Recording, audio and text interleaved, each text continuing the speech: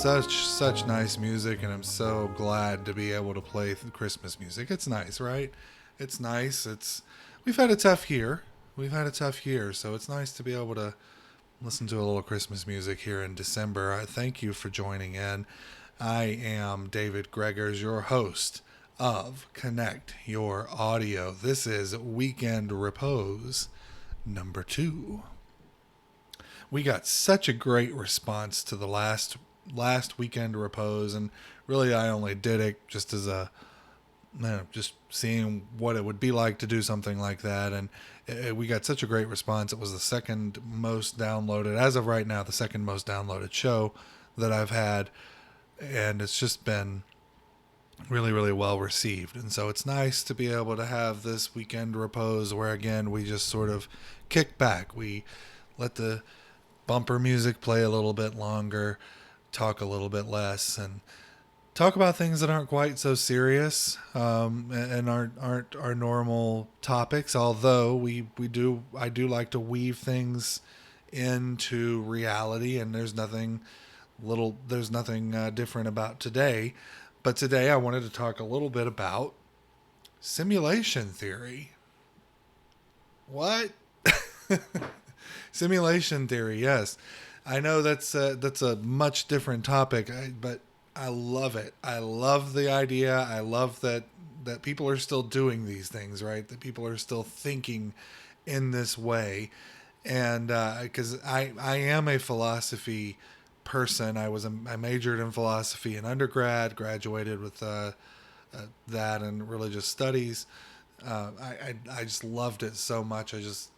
Granted, it is entirely useless if you want to be anything really other than a lawyer, or really, and truly, one of my teachers actually said when I was in undergrad, major in philosophy in your undergrad only if you intend upon going to law school or grad school or med school or something else. Like, do philosophy because you enjoy it in undergrad. Don't do it with the expectation that you're going to go out and be able to be I don't know, a really good journalist or something.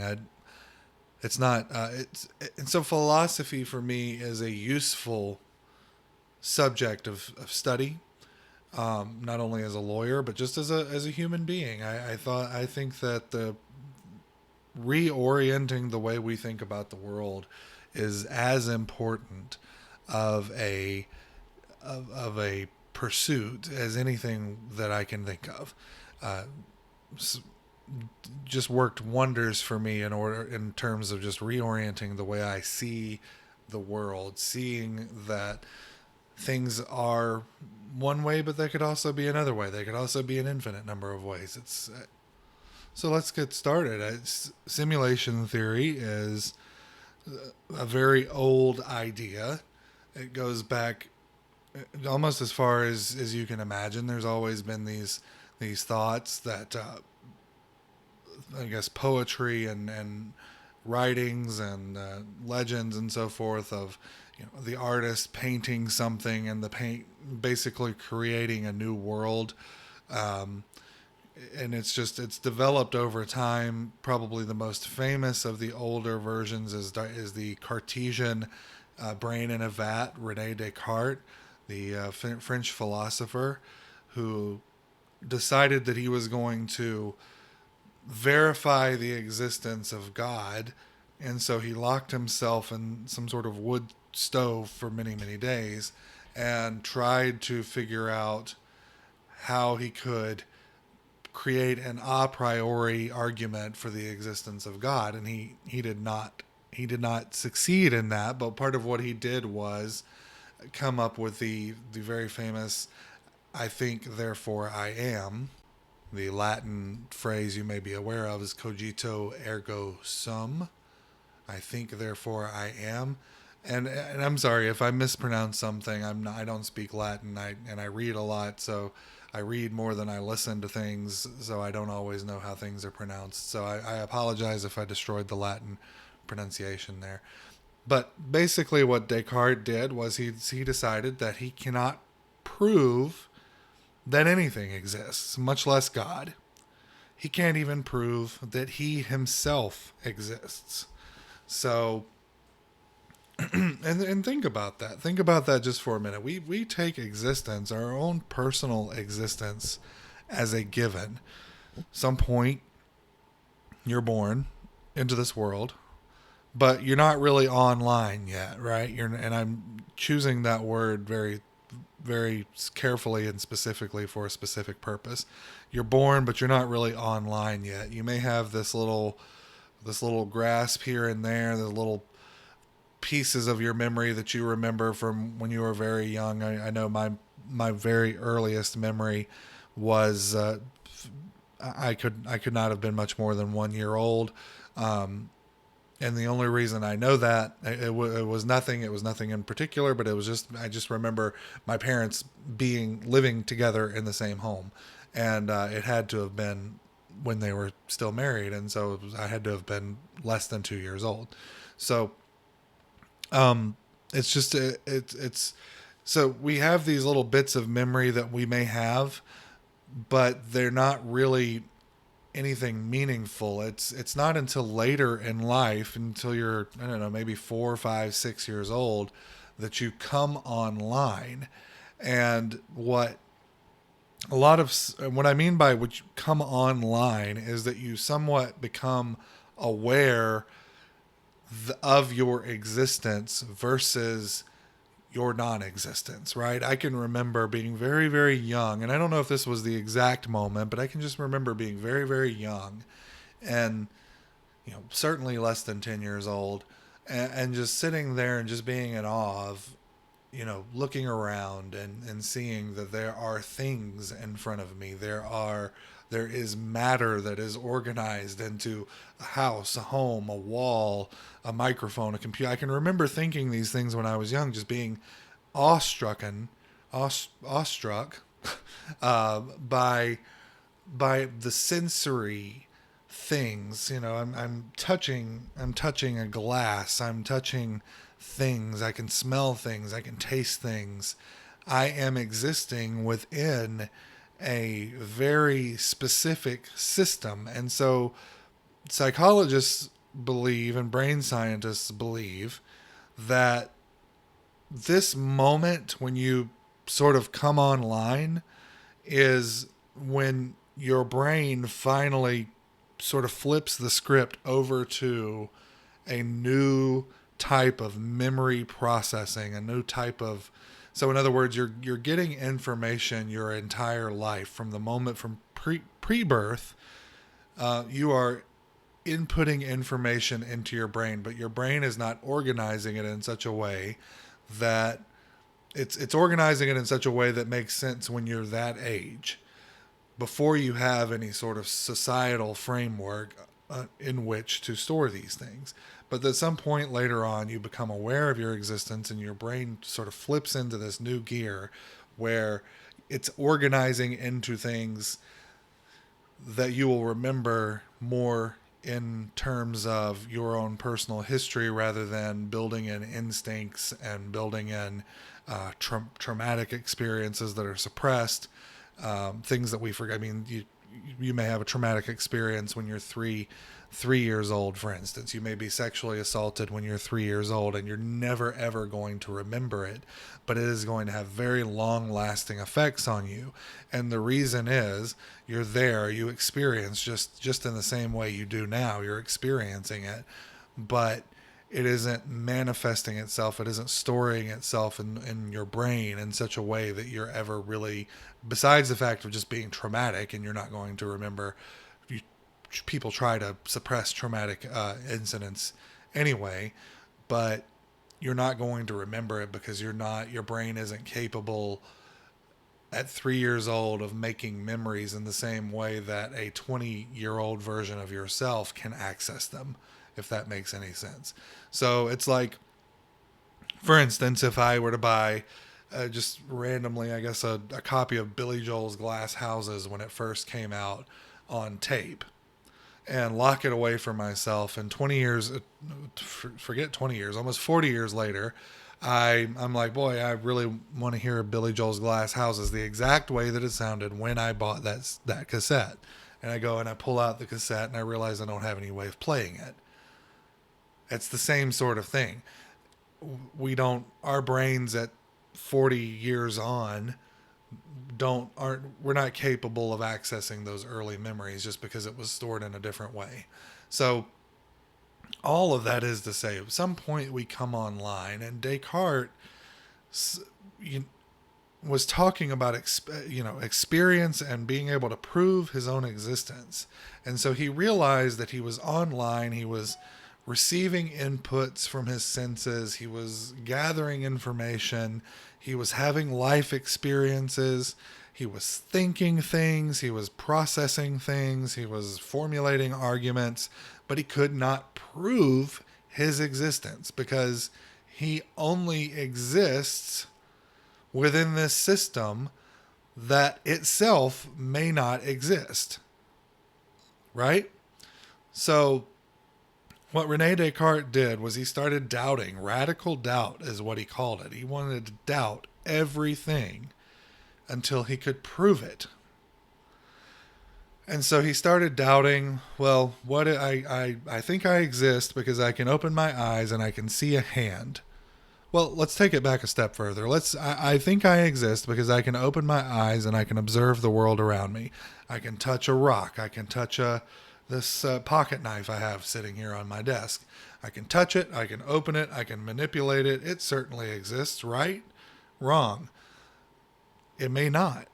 And this is where he came up with simulation theory. He said the truth of the matter is, as we go through these proofs from the pocket knife into my own senses, all of this could be what he called a brain in a vat. In other words, you could just be a brain in a vat, and you could be being stimulated externally to experience all of the things that we're experiencing, or that you're experiencing. He could not prove that. And so, in other words, what he's saying is that within this system that he exists as a part of the system, even though he's independent of it. But he cannot prove that he is not in this system, or better yet, he cannot prove that he is part of an external system that he cannot see, he cannot touch, he cannot exercise any of his faculties upon. So all of that is to say that Rene Descartes was really the most famous of the old versions of simulation theory, because he says, and to finish the story just briefly, he says basically he doesn't know that he's in a brain. He doesn't know that he's not a brain in a vat. He could be. He very well could be. Can't rule it out.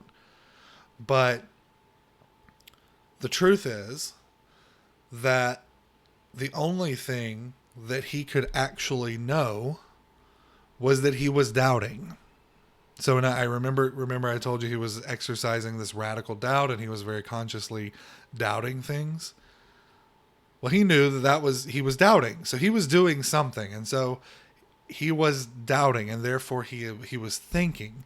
And so if he is thinking, he must be something. He may be a rock. If a rock can think, he may be a rock. If an antelope can think, he may be an antelope. If a brain in a vat can think and doubt, he may be that. But he knows the one thing that he can be certain of is that he is a thinking thing, whatever he is. And so that's really the basis of what I call true simulation theory. And I know there is a thing called simulation theory that came out in the early 2000s, and I like that too. And this is actually, we're 15 minutes in, and haven't even gotten to where I wanted to get yet, or even started down the road. But I imagine this is going to be a multi-part kind of discussion, because I really enjoy this, and I think there's a lot of talking that can be done about it. So just be patient.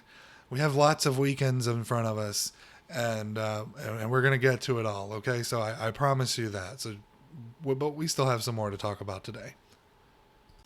So it's at that level that I want to talk about simulation theory. I think I've mentioned before I'm writing a book, and as some things have happened over the past week, and I've kind of waded in a little bit to the social media. Um, the premise of the book is changing a little bit. I mean, I always so the book is called Blue Pill USA, and the theory behind it, the premise behind it was that over the last 4 years with Donald Trump, you've had people on the left who have been willfully ignorant of certain truths about Donald Trump. I mean, certain aspects of things. I mean, you have people on the left who, to this day, to this very day, expect that on January 21st, Donald Trump is the police are going to show up at Donald Trump's at Trump Tower in New York and escort him away in cuffs, and nobody can tell you what he did wrong. But there are people who think that, and the theories along those lines go well beyond that. But um, it's really been that, and they're reinforced by the media, and so that was the basic premise of the book, was to sort of look at it from the right side looking left, where so much of reality is just simply denied. But as I've waded into social media over the last week, and I've really tried to be active in discouraging people from boycotting this Georgia election, I recognize now that we have the same sort of thing happening on the right, and it's quite discouraging. And so basically what I'm talking about is people who are ignoring evidence. So on the right, you have people who say that well, there's no real proof that Joe Biden actually broke his ankle or whatever he's saying, but we fully believe that it's actually an ankle monitor and that he's been arrested for election fraud. There's no evidence of that. I mean, there's no evidence that even approaches that being true. But this is the weekend to repose. We're going to dial it down. There's so that's one thing. And then you have Governor Brian Kemp of Georgia.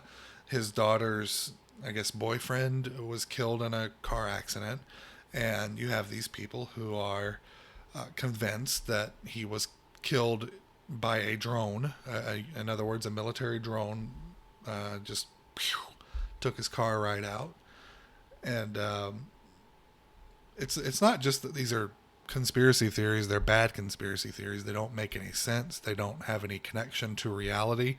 The only thing they do is hype people up, and it's working. By the way, it's working. It's working on the right. It's working for nefarious purposes, and there are people who are stoking the flames of war on the right and on the left, based solely on a very narrow view of reality. And so that's where I'm getting at with this whole book, is in terms of the changing of the premise, is I'm actually going to have to really examine people on the more conservative side as well. And these aren't fringe people. Okay, they might be fringe because they're not, hopefully don't represent a majority, but they're not ideologically fringe. In other words, the people on the left who believe all this stuff about Trump, if you took Trump out of the equation, they would probably be fairly standard issue leftists. They would probably not be. They would probably be somewhere to the right of Bernie Sanders and AOC, just because you have to commit to get to where they are. But most of these people on the left who are engaged in some of this stuff are probably to the right of Bernie Sanders. And for the people on the right, the drone strike people, the ankle monitor, the Pizzagate, all these people, if you strip all of that away, I think you'll find a fairly mainstream conservatism. What they actually both have in common, however, right and left, is a strain of authoritarianism. And both sides, both sides are appealing to this authoritarian nature. So Trump is likely to anger the QAnon types and all this for not just going out and arresting Joe Biden. Nobody has proposed a crime that Joe Biden has committed, but he nevertheless has already been arrested because God King Emperor Trump knows best, and he's just secretly arresting Joe Biden. I don't understand it. truly, truly, I don't understand it. But and on the left, it's the same sort of thing. It's but by being on the left, you almost naturally have this inclination towards authoritarianism. So, minus any Trump stuff on the left, you still have people who want the complete ending of private property, even if they don't understand that that's what they're advocating for, and all of that. So both of these sides are viewing viewing the world through this very, very narrow lens, this very narrow authoritarian lens that I think is dangerous. And if there is to be a rise of fascism in this country, in other words, if we are to lose this country to a fascist dictator, it will be from one of these. Again, they're not fringe, but I will use the word just because I think it's descriptive. We will lose the country to fascism, to a fascist dictator, on account of one of these fringe groups.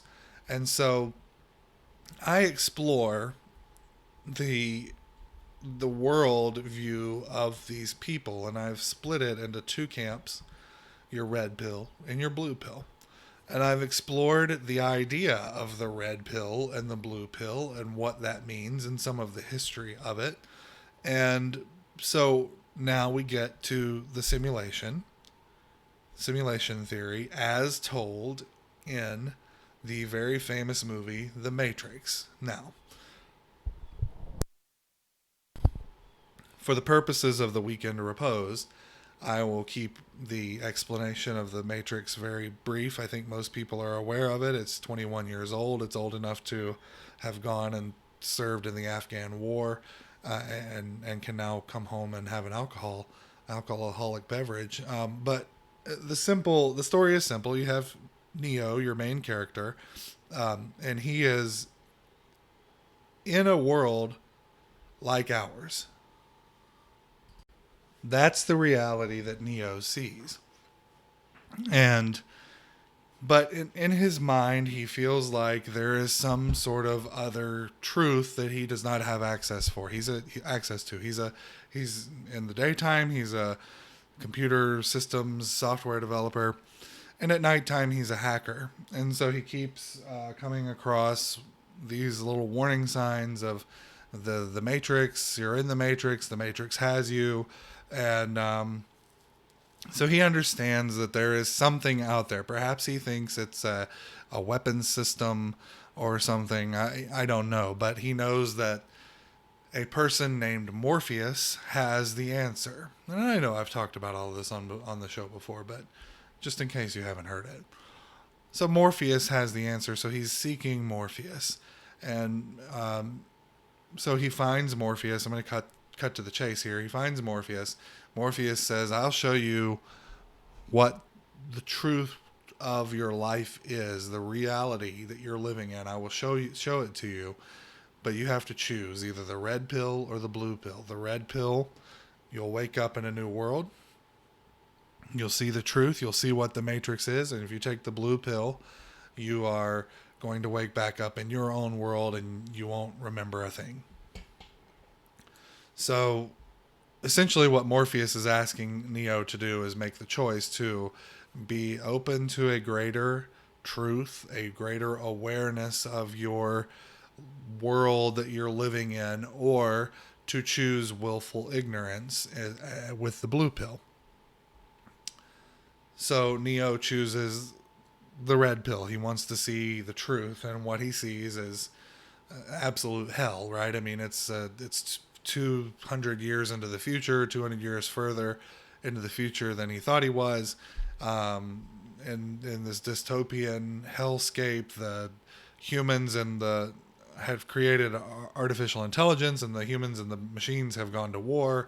They've blotted out the sun, so you don't have any solar power for the machines. Humans have been driven underground to live where it's warm, and so this is the resistance, right? Because the humans that live on the surface of the world have actually been enslaved and put in these pods and had these, well, let's say vats, right? They've been put in these vats of this fluid, and they're fed intravenously the bodies of the dead people, and they have these things plugged into their head that simulate reality based on the human history. And as you go through the series, you find out that the reason this is that the people they need the people to in these vats to generate energy, to generate electricity, because the sun has been blacked out.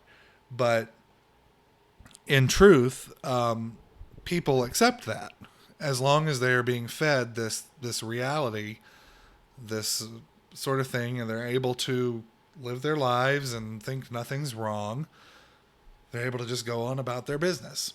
And people will accept being this brain in a vat so long as they don't know about it, and so long as their brains are being successfully stimulated to do something.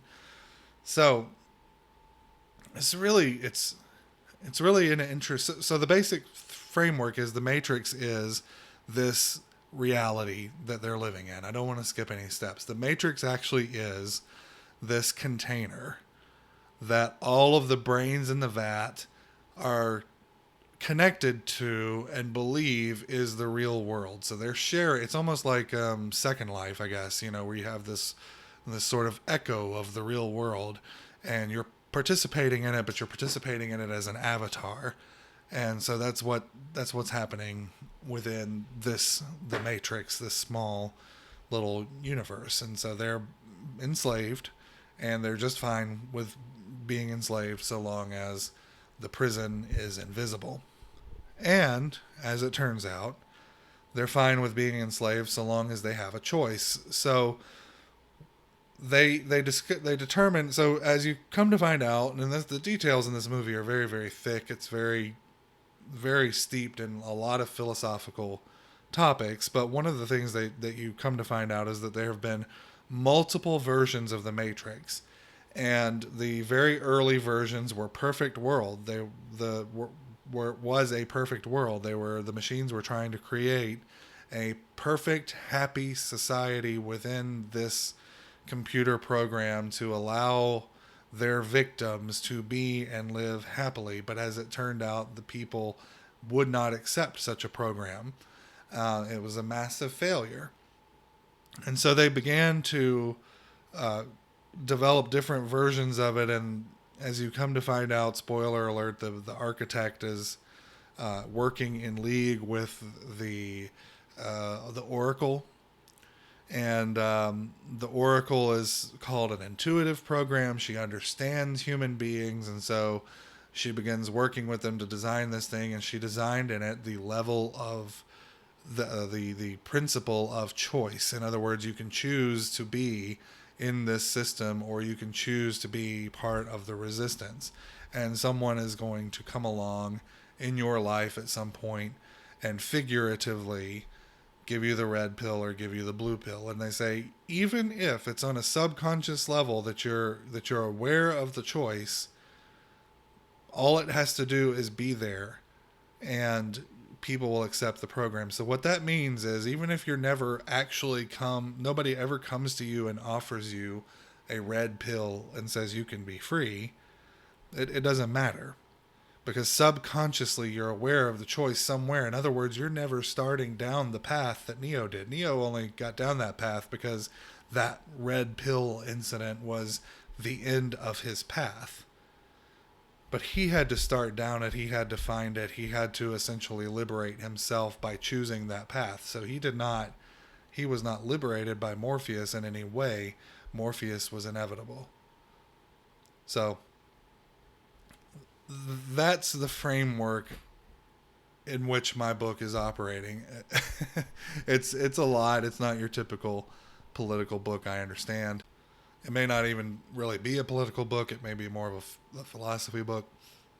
It could end up being too expansive to really keep within the framework of one book, especially now considering I have a lot to work with on the right hand side of the political spectrum. But this is the beginning, and the basic idea is that these people, and I think that I'm gonna have to work on this because I guess I didn't realize how pervasive the denialist type sentiments were on the right. I knew it was pretty big on the left. I knew it was a big chunk of the people on the left. I didn't realize how much of it was on the right. And being a Trump supporter, but not being in that lane, I had assumed. I mean, I knew about the Q people, the QAnon. I knew about the Pizzagate and all that, but I really did assume this was a very small minority of people. But it's and I guess the election on December 2nd will show me.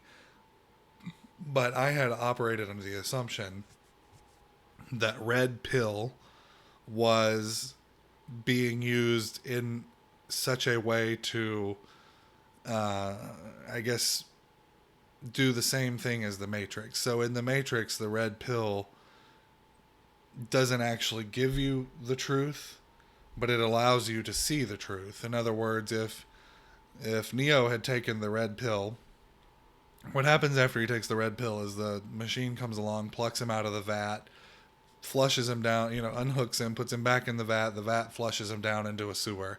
If they never came along, he would never really know the truth. He wouldn't really know what happened to him in that situation. Someone still has to come along, and in this case Morpheus again meets him on the other side in this new world that he's in and explains the truth to him. Neo doesn't understand that his world just got a whole heck of a lot bigger. In other words, he was in the Matrix. Now he is outside of the Matrix looking in sometimes when he wants to. But this is what I thought. And I still think the sentiment is there, but I don't think it's actual. I thought when people on the right were saying they were red pilled, I thought what they were saying was they had expanded their minds beyond the conventional, and we're now looking inside at the programmed. I don't think that is now what is happening. I think when people are saying they're being red pilled, I think what they're saying is they are buying into a number of large scale and completely unprovable and ridiculous conspiracy theories. I think that's what they actually mean. And, you know, Alex Jones is entertaining sometimes, but he is one who is in this lane. Sometimes he's right, and he's nowhere near as extreme. Believe it or not, I don't know if I'm breaking news to you here, but he's not typically been as extreme as in anything I've been able to find, as some of these people are. I know he talks about lizard people and all that, and I mean you can make the argument. I think he's doing a little bit of poetic, um, taking a little poetic license there, but with some of that stuff. But this group is truly fooling themselves. This group is truly fooling themselves because they're still looking at things from a very, very narrow perspective. Think about it.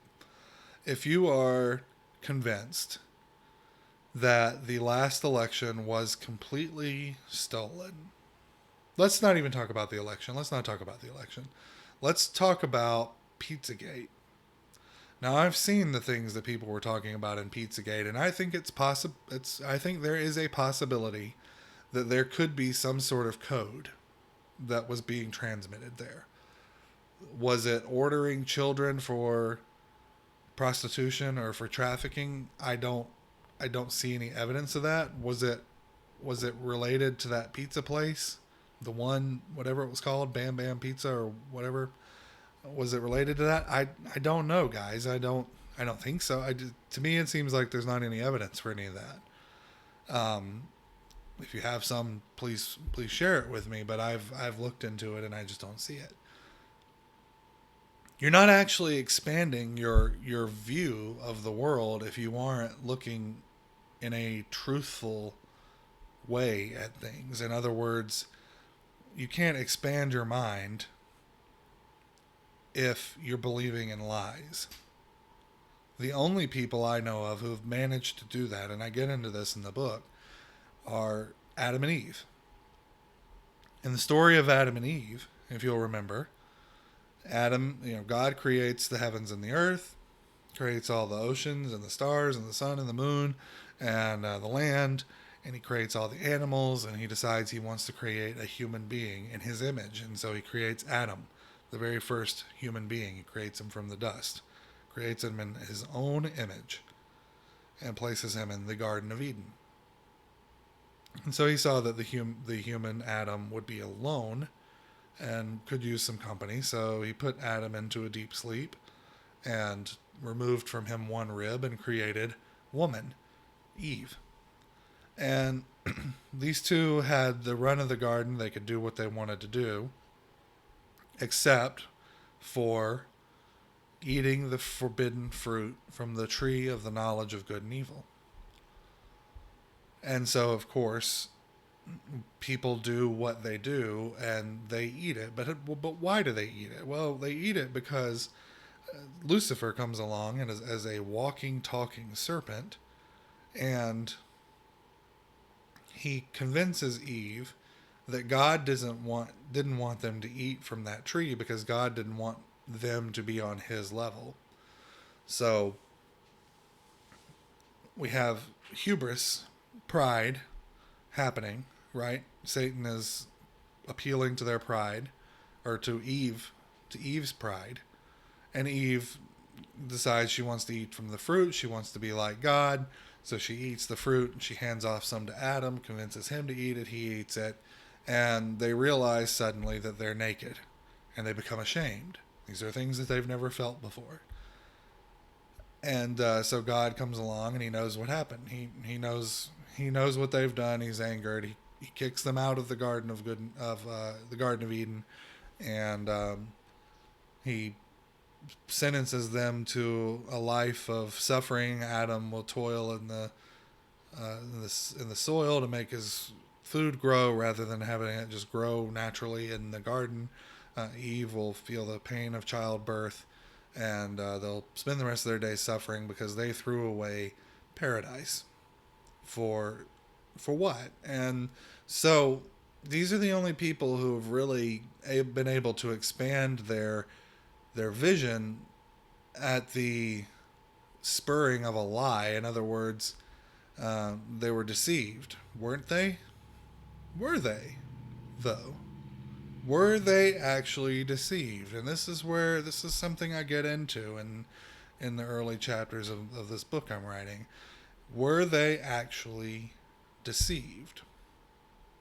Is it the same thing as a conspiracy that Joe Biden's wearing an ankle monitor? In other words, well, if Joe Biden is not wearing an ankle monitor, he's actually just broken his foot.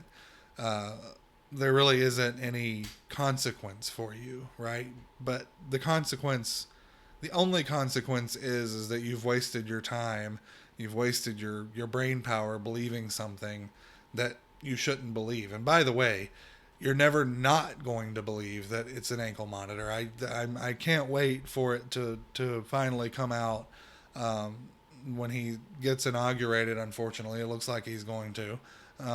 But if he gets inaugurated, I can't wait for people to say, well, he's got that ankle monitor on, because if he goes to Ukraine, he's going to be arrested, don't you know?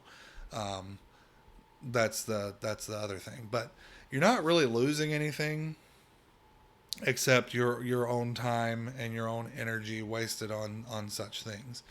So you're falling for a deception. However, Adam and Eve were also deceived in that the fruit did not produce an effect to put Adam and Eve on God's level. That was what it was what it was sold as, advertised as by Satan, but it did not actually do that. What it did, though, was give them the knowledge of good and evil, which is, the name of the tree. It gave them the knowledge of that there were good things and that there were bad things, and that they knew that they had disobeyed God, and that was a bad thing. Whereas before it was just sort of taken as a given that they were going to obey, and there really wasn't any question. Um, they didn't have a choice. So, in a way, Satan came and gave them their choice, even though it was deception. And so, immediately, not immediately upon eating the fruit, it sort of developed over time, but the first immediate thing was realizing they were naked. In other words, they saw a greater truth. They saw poles now. And I guess an interesting question is, speaking to the devil, I mean, isn't that by itself sort of, if Satan is the embodiment of evil, and you commune with God, but you're now also kind of communing with Satan, it would almost seem like the garden, the tree, wasn't a necessary part of this. Because if it hadn't been the tree, it would have been something else, right? I mean, something to think about. Something to think about, because they certainly were not protected from evil in this garden. Right? I don't know. Something to think about. Something to think about. Another thing that strikes me about this, and I'm sorry, my phone made a sound. But another thing that strikes me about this is that God does not seem to be ever present in this garden, the way it's told. God kind of seems like a frequent visitor, but he does not seem to be ever present in the way that Christians see him today. He has to come and he has to inquire of Adam and Eve what has happened. Why are you now wearing fig leaves? So that's it's a couple of interesting points there. But the bigger point here is that immediately they had knowledge of evil, and the implication being that their nudity was wrong, was shameful. But that's really kind of it. That was really kind of it. And then God said, okay, well, because you guys did this, it's cool, I love you and everything, but you got to get out of the garden. You're going to have to go out into the real world, and the animals aren't going to heal for you. They're going to actually try to kill you, and the plants just aren't going to grow for you. You're going to have to work for them, and any offspring you have, it's going to hurt like hell, and they're going to have to suffer just in the same way that you are. Sorry, you had your chance, you blew it. This is it. So as you see, Adam and Eve are kind of, you're not really seeing a simulation in the Garden of Eden, but you're seeing the same sort of effect. You see them in a narrow universe with a very discrete set of truths, and you have an intermediary coming from outside of that system, and at least indicating that there may be something greater than what they are, or what they're aware of. So, was the Garden of Eden a simulation? Well, it kind of is. I mean, if you think about it, so they're kicked out. They're no longer allowed back in. You have angels with swords of fire preventing anyone from going back in there. As far as I know, no one has ever discovered the place. That's not to say it's not real. It's not to say it's actually a computer simulation either. But it is to say that it was not a fully accurate version of the world that God created. I mean, is that fair? Is that fair? Do I misunderstand I guess you can call it the parable of the Garden of Eden? Do I misunderstand it? Because what I believe, what I've always envisioned, is that God created the earth, and the Garden of Eden is somewhere beautiful, sitting untouched, pristine, and he placed them in there for safekeeping, whereas the rest of the world was just sort of empty. It's kind of what it seems like to me. But nevertheless, we see a transformation. They're out of the garden. They can't go back. There's no way they can go back.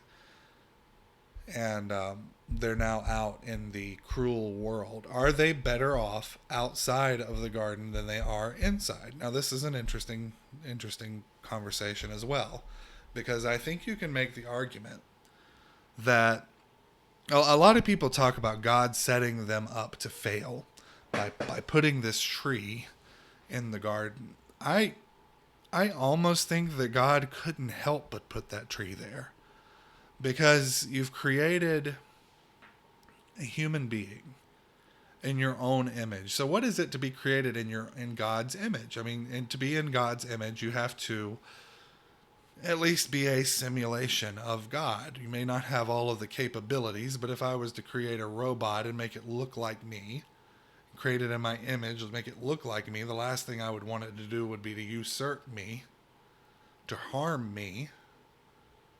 So is God operating in the same way? I don't know. It's an unknowable, but it's an interesting thought experiment. But did he have to put that tree there? I think that just like in the Matrix, you have to have a choice. I think that the only way human beings work, in other words, they would not be in the image of God if they didn't at least have the choice to go against him, because God, by definition, knows both good and evil. He exists as the antipode of evil. And so, but he is aware of it in all of the stories, and evil is aware of good. So in terms of the poles that I mentioned, if you're Adam and Eve, you start your life on God's pole over here, the positive good pole, and you are shielded from the negative pole, from Satan's pole, the polar opposites. You're shielded from it. You don't know that it's there. But you're not entirely on the level with God, are you? In fact, you're not really even on that continuum, the two poles, the polar opposite. You don't really fall anywhere there. So, are you really like God? Are you in the image of God? Or are you just another animal? Something to think about. Because I don't think that they can be in the image of God without having the choice. Without being able to be attracted to one pole or the other. I don't think that they can be human beings in the way that we understand. I think that they can only be sort of subhuman. Not to say that animals don't have choices, but I mean, certainly animals don't have a sense of morality the way that we humans do. It's one of the things that separates us. And so when we try to do good, animals try to do good. My dog, I love her to death. She tries to be good because she doesn't want to be fussed at. But she doesn't try to be good for the mere sake of goodness, which is what people do. Hopefully, ideally. But I don't think that you could say that Adam was in any sense a reflection of God or in the image of God without giving him the choice. So I think God had to put the tree there. I think God had to put it there. You guys just don't touch that there. Because again, they wouldn't be human. They wouldn't be human beings. I think that the ability to choose, the free will, is a defining characteristic of human beings. And so, just like the Matrix, even if God hadn't said don't touch that tree over there, without even really explaining it, just don't talk about it, whatever, they could have accidentally eaten it. But I think the way he did it was just, well, we're not really going to get into that. Just don't touch that one, okay? It's not good for you. So, and we also learned that they kind of disrespected God's creation by eating that, right? Because we don't really know why. I don't know that God ever told them a reason why they couldn't eat off that tree. Maybe it was poison. I don't know. It's interesting. But all of that is so. Where in the world am I going with all this? So simulation theory, getting back, Adam and Eve are a lot like the Matrix, right? Because they're going from this very simple, very secure area where if they had just simply chosen to obey God, then nothing would have ever happened to them. None of us would have ever existed because they would never have had any need to reproduce in the levels that they did to keep up troop levels as wars developed and so forth, or farm hands and all of that. There was no need. There was never any need for any more than one man and one woman on the planet at any given time. So they they chose. They were in this very safe position, and they chose, even though they didn't know it. They didn't know what they were choosing. They chose to be on the level of God as best they could. That's what they thought they were choosing. But actually, what they were choosing was being allowed to exit this garden into the rest of the world and see what the rest of the world was. And what does it mean to be out in the rest of the world? It means that animals are not your friends sometimes. They try to kill you. It means that there are oceans that you can drown in. It means that there are other people out there who are going to try to harm you. The world is dangerous, and so they've chosen danger without even really knowing what it was. And so, very much like Neo, who also chose danger without even really knowing what it was. But they, especially in the case of Neo, and I think in an instinctual way for Adam and Eve, they strive to know the truth. They strive for higher knowledge. And I think that that is the problem. That is what's missing in Blue Pill USA. That is why, and again, I don't mean to focus on the right. I think it's just as bad on the left, maybe even worse. But just this week with this election, I've had a lot of discussions with people on the right, and it's been quite eye-opening because I didn't realize that the problem was as bad as it was. I didn't realize that the conspiracy theories were as bad as they were. And I like conspiracy theories, okay? I mean, one of my favorite TV shows is The X-Files. I like conspiracy theories. I don't like the idea, but it's good entertainment. And I tend to think that there are things going on in the government that we can't see. I tend to think that Donald Trump upset a certain small group of people who thought that they could choose the president every year, and Donald Trump winning screwed their plans up. And I think that's why we saw such a violent reaction to him. I don't know who those people are. I can't prove it. But to me, that's a conspiracy theory that seems quite reasonable. But I think that that's where I'm surprised is just how we're not even concerned about coming up with believable conspiracy theories. What we're concerned with is getting likes and clicks and having people share your podcast and all that. I'm not going to sit here and tell you crazy things because I want you to share my podcast. That's not I don't think that's helpful. I don't think that that's the way. I would not be proud of the job that I'm doing if I were only giving you information that was likely to rile you up, likely to get shares, and turns out that it's false. I would not be able to live with myself that way. I try. If I'm wrong, I don't mind being wrong, but I want to earn being wrong. I want to be wrong earnestly, honestly, and trying to tell you the truth and just being factually mistaken. And I think that's noble. And that's because I strive to the truth. In the continuum, I would be the red pill versus the blue pill. So that's where we're going to stop for today, I think. I hope that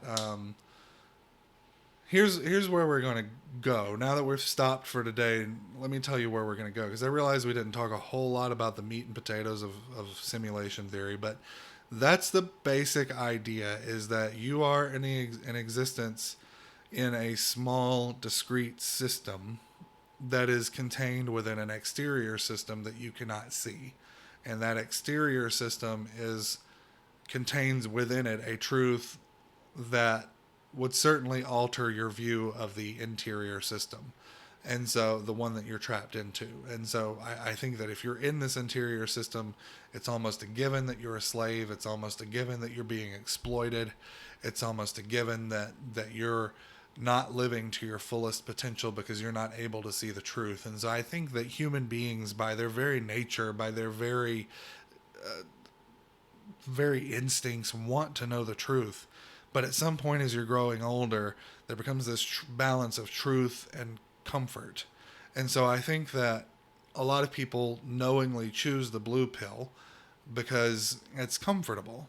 It's comfortable, even though they believe some outrageous things. That there's a certain level of comfort within choosing the blue pill, by reinforcing the system that exists around you. You're sort of reinforcing your own existence without ever saying, this is all a bunch of crap. Maybe we should look outside for something better.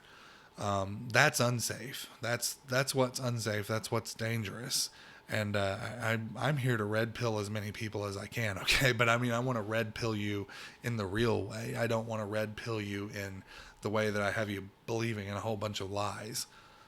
I think that's the way to go. So in the future, as we move towards, I think we'll probably talk about this again next week. I'm doing every day. It's something I'm reading up on.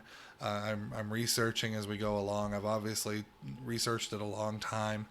And I want to get more up to date on the more recent simulation theories. I'm also going to be rereading the book Simulacra and Simulation, which is part of the philosophical basis of the Matrix, even though there's some variations in it that venture away from simulation. But I think this is an exciting topic. I think it's a good weekend repose topic.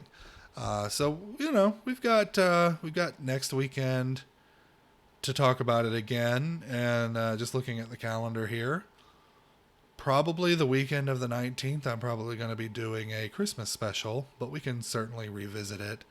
But definitely next week we'll come back and talk more about simulation theory and get more into the more modern stuff. But I just wanted to give you a good groundwork and sort of also how I'm linking this to the way I analyze the world right now.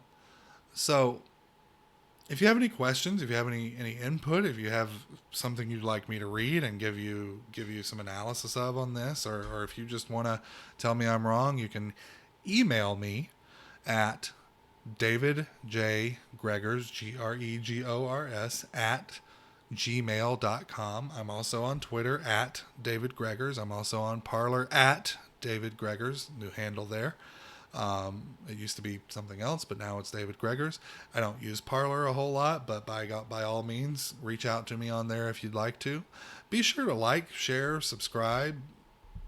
Tell your friends, tell your mama, tell your neighbors. I don't know, ring the bell. I'm sharing stuff on YouTube. It seems to be a big deal over there to ring the bell and all that. And as always, the podcast is available on Apple Podcasts, Spotify, Google Podcast, Amazon Music, Acast, TuneIn, Pocket Cast, Deezer, no relation to Deezer D, Breaker, and Stitcher.